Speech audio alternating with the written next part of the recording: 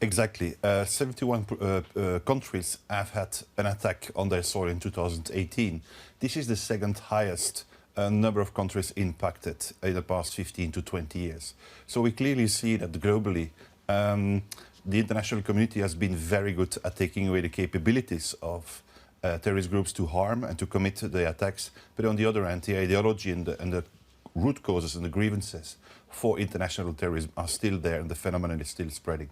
I wanted to get to the root cause of this because Afghanistan and Iraq topped the list this year, and these are two countries that have seen a heavy US military and allied presence over the past decade.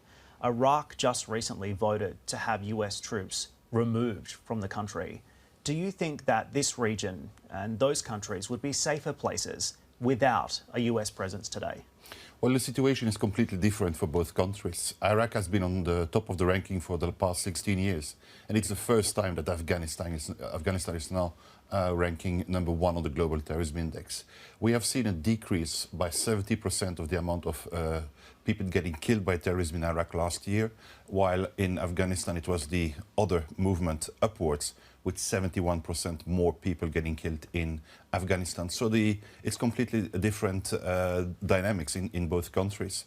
What we have seen over the course of the past 20 years is, of course, acts of Western foreign policy and Western intervention have had an impact on the levels of terrorism in different regions of the world. So do US troops need to stay in Iraq or leave? Well, I don't think it's up to the Institute for Economics and Peace to really take a stance on this. Those are international politics. But what we have seen in the past 20 years is that intervention and non-intervention had an impact on the level of terrorism worldwide. Serge, Matt also has a question for you. Thank you. Hi, Serge. Yeah, thanks very much for joining us.